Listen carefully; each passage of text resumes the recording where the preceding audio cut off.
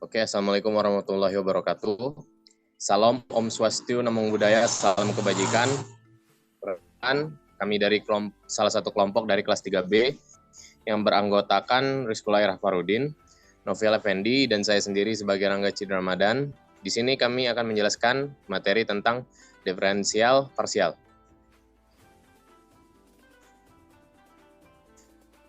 Oke, pengertian diferensial parsial.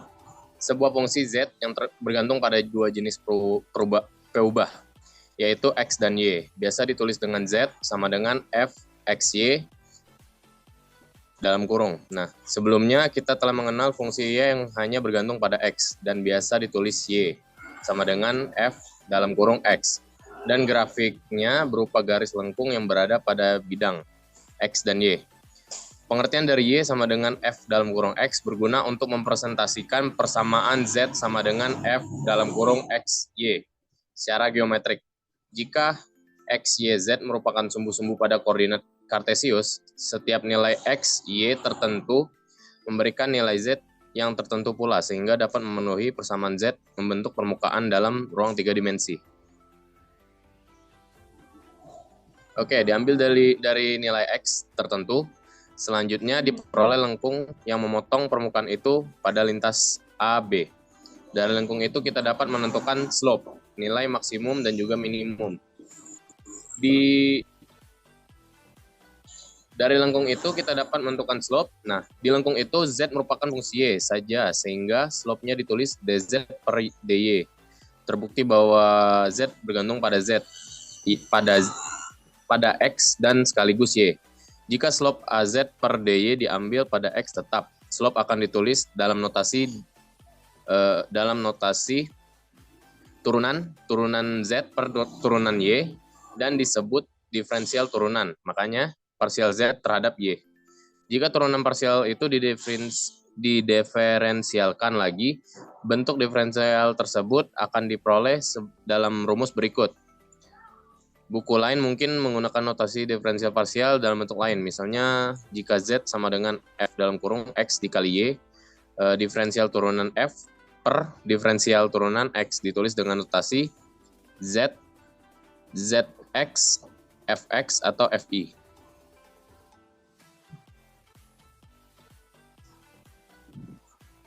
Diferensial parsial juga terjadi pada fungsi yang mengandung lebih dari dua perubahan, walaupun hal itu secara interpretasi geometri sukar dijelaskan. Sebagai contoh, suhu udara di dalam ruangan bergantung pada 4 perubahan, yaitu 3 perubahan koordinat,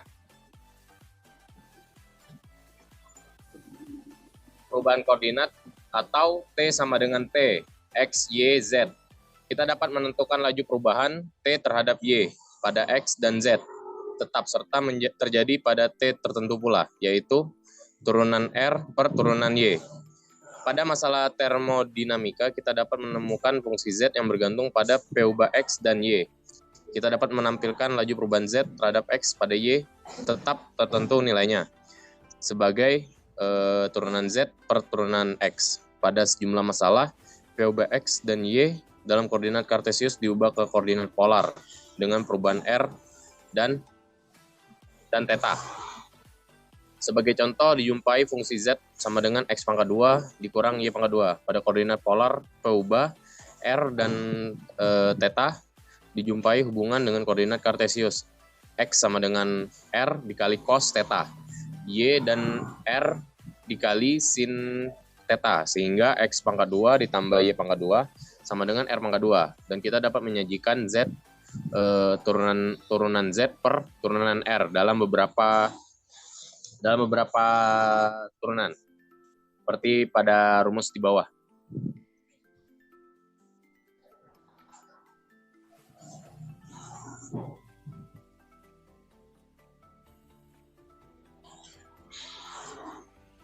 Nah, fungsi ZXY dan fungsi ZR theta tampak berbeda karena bentuk peubahnya berbeda, tetapi sebenarnya kedua fungsi itu sama. Artinya, peubahnya dapat dialih bentuk ke peubah yang lain, misalnya dari XY menjadi R theta. Notasi fungsi itu pada sejumlah buku teks terkadang berbeda, misalnya Z sama dengan F dalam kurung R, theta sama dengan G, Rx sama dengan H, Ry.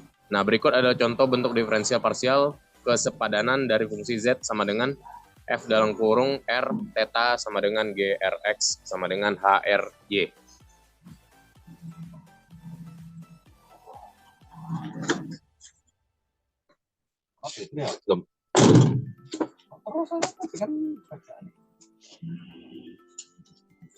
Nah, kita masuk ke contoh soal. Dari contoh soal ini, hitunglah perubahan nilai pada fx jika nilai x-nya berubah dari 0,70 menjadi 0,71, di mana fx sama dengan integral x e pangkat min 1 per t pangkat 2 ditambah 0,51 dikali dt. Nah, jawabannya jika dipilih x sama dengan 0,70, perubahan x adalah dx sama dengan 0,01 dari persamaan f dalam kurung x di atas df dalam kurung x per dx sama dengan e pangkat min x per x pangkat 2 ditambah 0,51, sehingga perubahan f dalam kurung x adalah df dalam kurung x sama dengan df dalam kurung x per dx dikali dx. Akhirnya diperoleh nilai dj dalam kurung x sama dengan e pangkat min 1 per x pangkat 2 ditambah 0,51 dikali dalam kurung 0,01 sama dengan e pangkat min 0,70 per dalam kurung 0,70 pangkat 2 ditambah 0,51 dikali 0,01 sama dengan 5 kali 10 pangkat min 3. Nah, kita masuk ke deret P ubah ganda. Seperti halnya deret sebuah fungsi yang melibatkan suatu P ubah dan berada di sekitar sebuah titik. Fungsi dengan dua P ubah juga dapat dideretkan dengan metode Taylor atau Maclaurin. Sebagai contoh, kita akan menderetkan f dalam kurung x dikali y sama dengan sin x cos y ke dalam deret Maclaurin. Deret itu melibatkan dua P ubah, yaitu x dan y, serta merupakan hasil perkalian antara hasil penderetan sin x dan cos y, sehingga diperoleh sin x cos y sama dengan x min x pangkat 3 per 3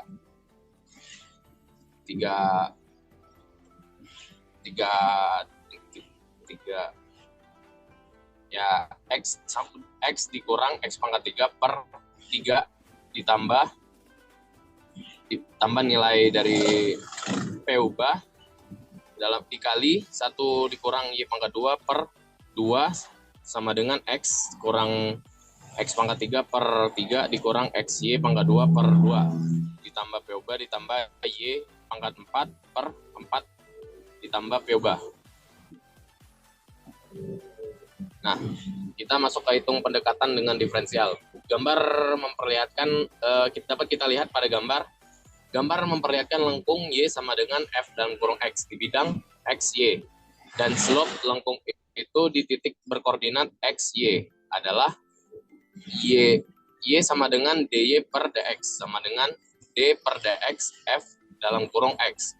Sesuai dengan istilah pada kalkulus, kita menggunakan segitiga X sebagai lambang perubahan X dan segitiga Y sebagai lambang perubahan Y. Didefinisikan DY per DX sama dengan limit segitiga Y per segitiga X.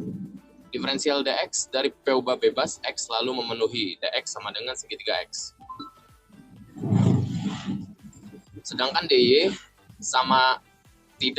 tidak sama dengan segitiga Y.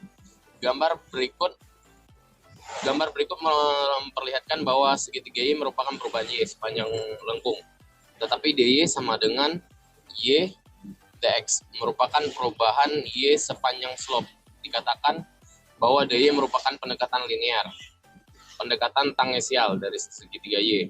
Sebagai contoh, jika Y melambangkan jarak yang ditempuh partikel fungsi waktu, dy per dt adalah kelanjutan dari partikel itu, dan jarak nyata yang ditempuh partikel pada selang waktu antara t sampai t plus segitiga t adalah segitiga Y. Nah, Pendekatan tangsial memberikan dy sama dengan dy per dt. dt yang merupakan jarak yang ditempuh partikel secara kontinu selama dt dengan kelajuan dy per dt dan terjadi pada saat t. Gambar berikut memperlihatkan bahwa dy merupakan pendekatan yang baik dari segitiga y jika nilai dx itu kecil. Nah, dikatakan bahwa dy per dx adalah limit segitiga y per segitiga x pada segitiga y kurang lebih dari 0, yang berarti pula bahwa segitiga y per segitiga x sama dikurang dy per dx kurang lebih 0 saat segitiga x kurang lebih 0. Ketika selisih antara segitiga y per segitiga x dengan dy per dx itu kecil. Sebut saja E.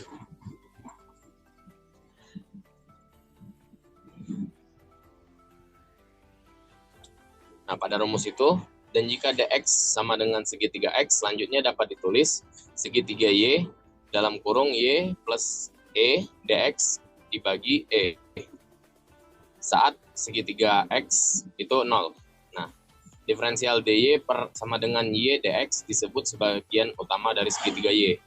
Dan selanjutnya ketika x kecil pada dx yang kecil pula, sehingga dari persamaan di atas, dy merupakan pendekatan baik dari segitiga y.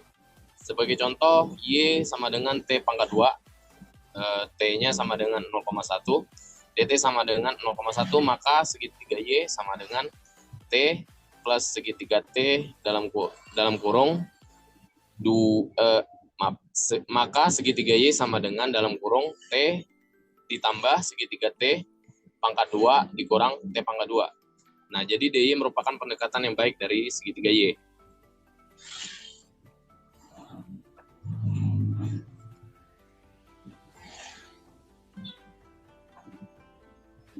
Nah, persamaan 4.3.5 dapat diterapkan pada fungsi mengandung dua P ubah, misalnya Z sama dengan F dalam kurung X, Y, di mana turunan F per turunan X dan turunan F per turunan Y merupakan slope dari dua garis di sebuah titik X, Y, melalui lambang segitiga X sama dengan DX dibagi segitiga Y, segitiga X sama dengan dx. Nah, segitiga Y sama dengan D yang menggambarkan perubahan P ubah bebas X dan Y. Segitiga Z melukiskan perubahan Z di sepanjang sumbu vertikal. Kita dapat mendefinisikan dz dengan persamaan seperti di bawah ini. Nah, dalam gambar tersebut, jika bahas makna dz secara geometri, kita memperhatikan kembali gambar berikut bahwasannya Y sama dengan F dalam kurung X, sehingga dy merupakan perubahan Y di sepanjang slope garis singgung. Ini berarti juga dz merupakan perubahan Z sepanjang garis slope bidang.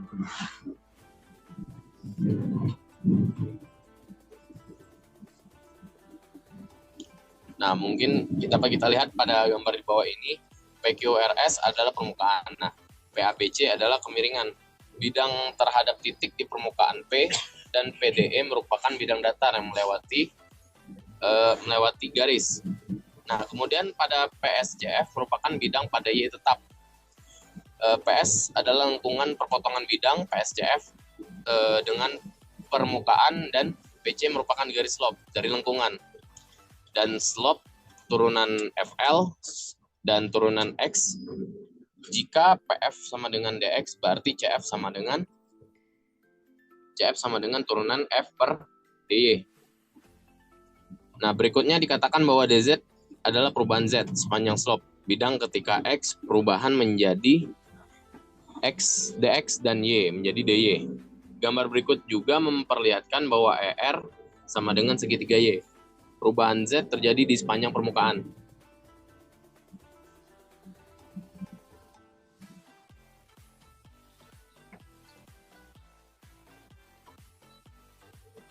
Nah, secara geometri, hal itu menunjukkan bahwa dz merupakan pendekatan yang baik dari segitiga Z. Jika dz dan dy kecil, nah, jika turunan F per turunan X dan turunan F per turunan Y merupakan fungsi kontinu, dan melalui definisi segitiga Z, sama dengan F dalam kurung X ditambah segitiga X, Y. Dikurang F dalam kurung X, Y, ditambah F dalam kurung X plus segitiga R, Y, ditambah segitiga Y. Dikurang F dalam kurung X ditambah segitiga X, Y. Mengacu pada teorema nilai rata pada kalkulus, pada F dalam kurung X terdefinisikan selalu dipenuhi. Nah, dapat kita lihat pada gambar di samping. X1 berada di antara X dan X tambah segitiga X yang memiliki slope yang senilai dengan slope garis AB. Nah, kita masuk ke diferensial fungsi terhadap fungsi. Nah, diferensial turunan dari fungsi terhadap P ubahnya dapat dihitung dengan metode diferensial tersusun. Misalnya dy per dx sama dengan dy per du, du per dv, dv per dx. Berikut ini adalah beberapa contoh diferensial fungsi terhadap fungsi chain rule. Nah, contohnya tentukan dz per dt jika diketahui z sama dengan 2t pangkat 2 sin t. Nah, jawabannya dz per dt sama dengan 4t sin t ditambah 2t pangkat 2 cos. Nah, penyelesaian dari diferensial fungsi terhadap fungsi juga dapat dilakukan melalui substitusi z sama dengan xy, dengan x sama dengan 2r pangkat 2 dan y sama dengan sin t. Nah, sehingga didapatkan hasil dari dz per t sama dengan y dx per dt ditambah x dy per dt. Berhubung x sama dengan turunan z per turunan y dan y sama dengan turunan z per turunan x, dz per dt, sehingga dz per dt bisa ditulis menjadi dz per dt sama dengan turunan z per turunan x dx per dt ditambah turunan z per turunan y dy per dt.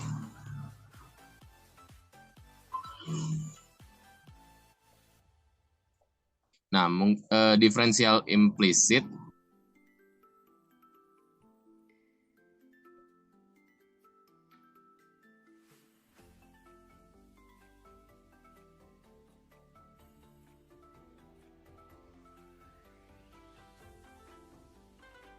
X terhadap T.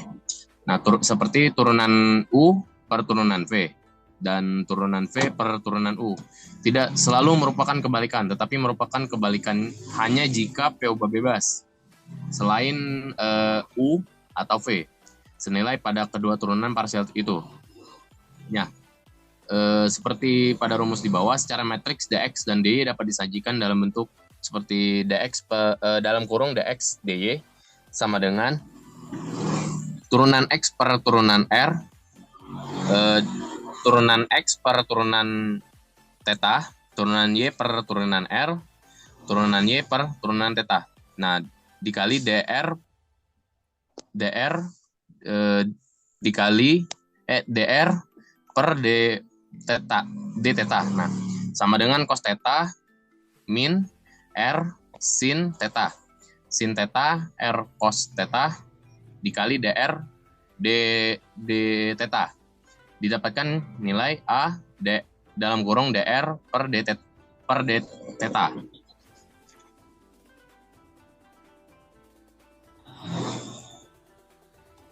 Nah, mungkin untuk saya selanjutnya saya serahkan kepada saudara Noviel. Kepada saudara Noviel saya persilakan.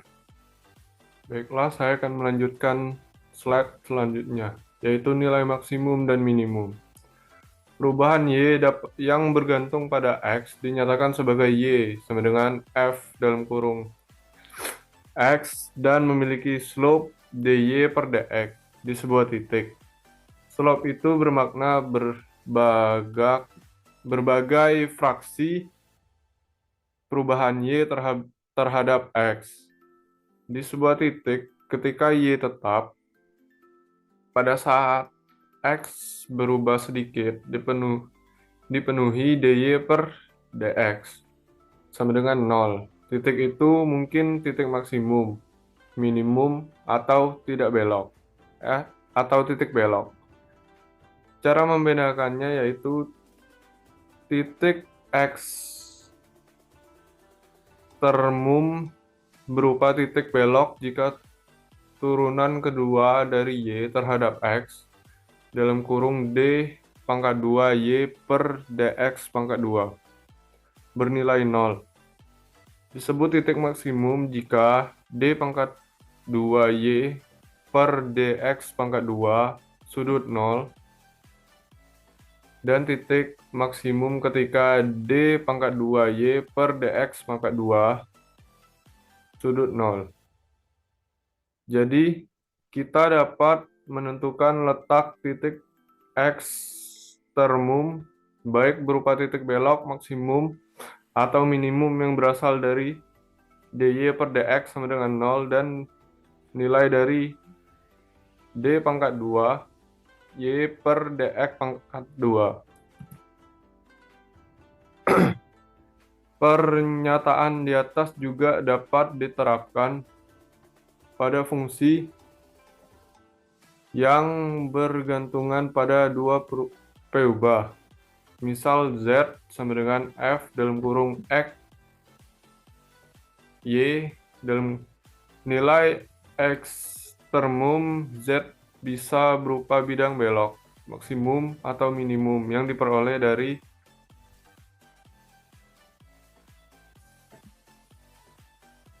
delta z per delta x sama dengan 0. Delta z per delta y sama dengan 0. Disebut bidang belok jika syarat. Dalam kurung delta pangkat 2 z per delta x pangkat 2 y sama dengan dalam kurung delta pangkat 2 z per delta y pangkat 2 x sama dengan 0. Terpenuhi ekstremum maksimum jika delta dalam kurung delta pangkat 2 z per delta x pangkat 2 kali x sudut 0 dalam kurung delta pangkat 2 z per delta y pangkat 2 sudut 0 dan nilai ekstremum minimum jika delta pangkat 2 z per delta x pangkat 2 sudut 0 delta pangkat 2 z per delta y pangkat 2 sudut 0.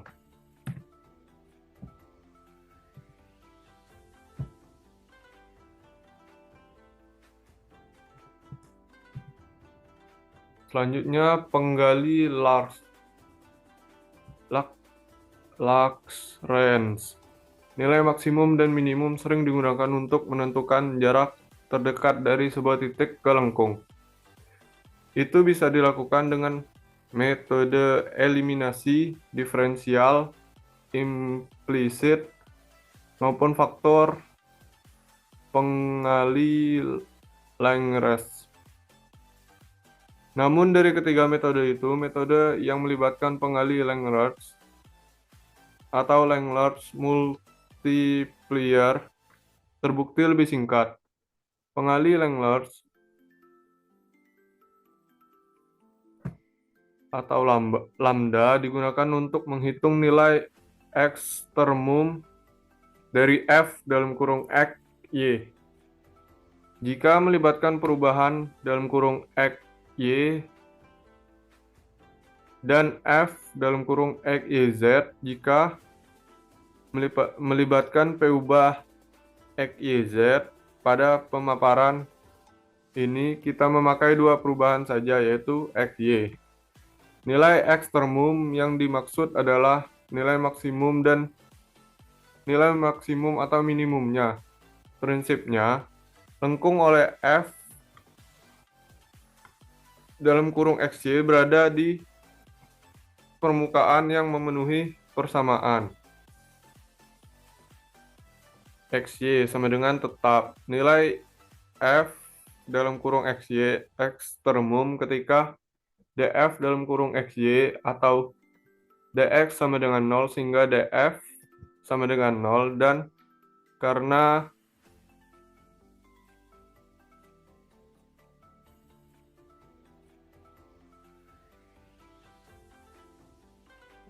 Dan karena P X, Y, Z sama dengan tetap, dP X, Y, Z sama dengan dP sama dengan 0. Selanjutnya, keberadaan dF dan dP dapat dikaitkan dengan P ubah X, Y, dan dinyatakan dF sama dengan delta F per delta X dx tambah delta F per delta Y dy sama dengan 0. dP sama dengan delta P per delta X dx tambah delta P per delta Y dy sama dengan 0. Konsisten dengan nilai dF sama dengan dP sama dengan 0, sebuah faktor pengali disebut pengali Large lambda, kemudian dilibatkan pada dP sehingga kita mendapatkan persamaan delta F per delta X tambah lambda delta P per delta X dx tambah delta F per delta Y tambah lambda delta P per delta Y dy sama dengan 0. Setelah diurai dan diintegralkan ke dx dan dy, maka diperoleh F dalam kurung XY sama dengan F dalam kurung XY tambah lambda P dalam kurung XY. Masalah syarat batas. Pada praktiknya, metode untuk menentukan nilai ekstremum sebuah fungsi yang berkaitan dengan nilai P ubahnya masih mempunyai sebuah kendala. Jika kita menggunakan ketiga cara sebelumnya, gambar di samping memberi informasi tentang sebuah nilai Y minimum pada kawasan 0 X sudut 1. Posisi dan nilai Y minimum bisa ditentukan secara kalkulus, namun Y maksimum tidak bisa ditentukan dengan cara yang sama. Gambar tersebut memperlihatkan bahwa kawasan 0 sudut X sudut 1 nilai Y maksimum pada X sama dengan 0 dan minimum pada X sama dengan 1. Kedua nilai Y itu tidak bisa ditentukan secara kalkulus. Gambar tersenit memberi informasi tentang nilai Y maksimum relatif di P dan minimum relatif di Q. Namun nilai Y maksimum mutlaknya di X sama dengan 1 dan minimum mutlaknya di X sama dengan 0. Posisi Y maksimum dan minimum relatif itu bisa ditentukan secara kalkulus.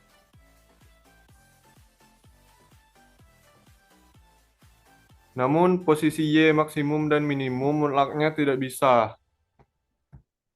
Gambar tersebut menampilkan pola yang dinilai maksimum dan minimumnya tidak bisa ditentukan secara kalkulus. Titik R memberikan Y maksimum, namun posisi itu tidak bisa ditentukan secara kalkulus sebab nilai derivatifnya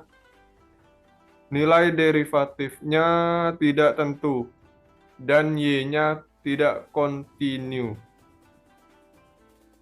Keempat grafik pada gambar tersebut memberi makna bahwa penentu Y ekstremum secara kalkulus tidak lengkap. Kawasan 0 sudut X sudut 1 memberikan Y maksimum pada X sama dengan 0, Y maksimum di X sama dengan 0, dan Y minimum di X sama dengan 1. Y minimum mutlak di X sama dengan 0 dan maksimum mutlak di X sama dengan 1.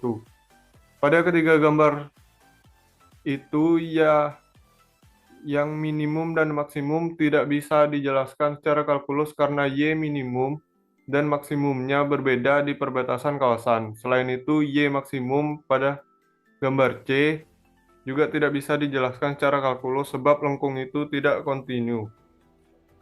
Jelasnya, informasi nilai ekstrim sebuah lengkung tidak cukup hanya ditentukan secara kalkulus karena informasi nilai fungsi itu ada di perbatasan dan informasi kekontinuan fungsi itu juga perlu dilengkapi. Pengganti PUBA pada diferensial parsial. Salah satu masalah yang menarik pada pemaparan diferensial parsial adalah pengganti PUBA, misalnya koordinat kartesius dan koordinat polar, itu dilakukan untuk membuat diferensial lebih mudah dikerjakan. Contohnya, ketika menyelesaikan masalah getaran pada membran atau aliran panas pada pemampang silinder, kita perlu menggunakan koordinat polar. Namun, jika menyelesaikan masalah perambatan bunyi di dalam ruang, sebaiknya kita menggunakan koordinat kartesius. Pengertian PUBA pada diferensial parsial juga biasa digunakan pada mekanika dan termodinamika. Contohnya adalah transformasi Lenz.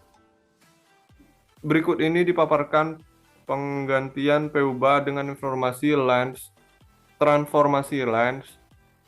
Marilah kita tinjau fungsi f yang melibatkan PUBA x dan v, sehingga fungsi itu bisa ditulis f sama dengan f dalam kurung xy. Fungsi itu memberikan df sama dengan delta f per delta x dx tambah delta f per delta y dy.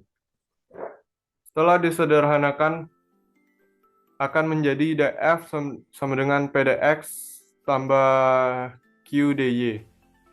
Jika persamaannya dikurangi dengan d dalam kurung qy, diperoleh df min d dalam kurung qy sama dengan pdx tambah q dy kurang q dy kurang y dq. Jika mendefinisikan fungsi baru g sama dengan f min gy, kita akan mendapatkan dg sama dengan pdx kurang y dq. Turunan parsial dari G terhadap kedua PUBA X dan Q adalah delta G per delta X sama dengan P delta G per delta Q sama dengan min Y. Kedua persamaan sebelum diturunkan parsial juga memperlihatkan adanya penggantian dari PDX pada DF menjadi min x dp pada d dalam kurung f min xp. Dan itulah yang disebut transformasi Legendre.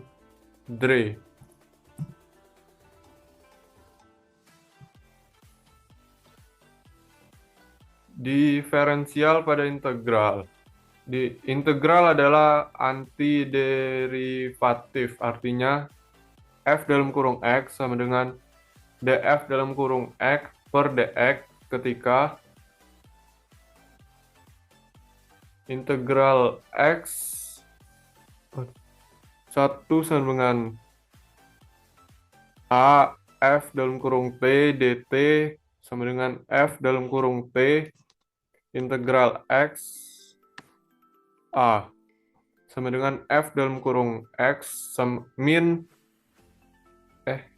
kurang f dalam kurung a, sehingga diferensial persamaan tersebut terhadap x memberikan d per dx integral x 1 sama dengan a f dalam kurung t dt sama dengan d per dx dalam kurung d per dx f dalam kurung x kurang f dalam kurung A sama dengan F dalam kurung X. Sebaliknya, ketika integral A 1 sama dengan X, F dalam kurung P dt sama dengan F dalam kurung A kurang F dalam kurung X. Maka diferensialnya terhadap P ubah X memberikan d per dx integral A I sama dengan X, F dalam kurung T dt sama dengan min df dalam kurung X per dx sama dengan min F dalam kurung X. Bagaimana cara mendiferensialkan sebuah integral I pada sebuah fungsi jika U dan V merupakan fungsi X, di mana I sama dengan integral P T sama dengan U, F dalam kurung T dt. Perhitungan diferensial I terhadap X sama dengan dI per dx harus melalui diferensial parsial terhadap U dan juga V. dI per dx sama dengan delta I per delta U, delta du per dx, tambah delta I per delta V, dV per dx. Karena delta I per delta V, delta I per delta U berturut-turut adalah diferensial parsial I terhadap V sama dengan diferensial I terhadap V ketika U sama dengan tetap, dan diferensial parsial I terhadap U ketika V sama dengan tetap. Delta I per delta V sama dengan F dalam kurung V. Delta I per delta U sama dengan F dalam kurung U. Berikutnya kita peroleh d per dx integral V dalam kurung X U dalam kurung X F dalam kurung T dt sama dengan F dalam kurung V dV per dx kurang F dalam kurung U du per dx. Mengacu pada persamaan di atas, kita dapat menghitung dI per dx ketika I sama dengan integral B A F dalam kurung xt dt melibatkan dua P ubah X dan T. Dan ketika syarat batas A dan B berupa terapan, setelah dikombinasikan, persamaannya akan memberikan sebuah formulasi yang biasa disebut kaidah Leibniz. D per dx integral y dalam kurung x U dalam kurung x F dalam kurung x T dt sama dengan F dalam kurung x V per dV dV per dx kurang F dalam kurung x U du per dx tambah integral V T sama dengan U delta F per delta X dt. Baiklah, untuk selanjutnya akan saya kembalikan kepada moderator. Baiklah, mungkin sekian dari kelompok kami. Maaf bila ada salah kata atau salah penyampaian dalam menyampaikan materi kami. Kami mohon maaf. Bila topik wa hidayah. Wassalamualaikum warahmatullahi wabarakatuh. Selamat siang.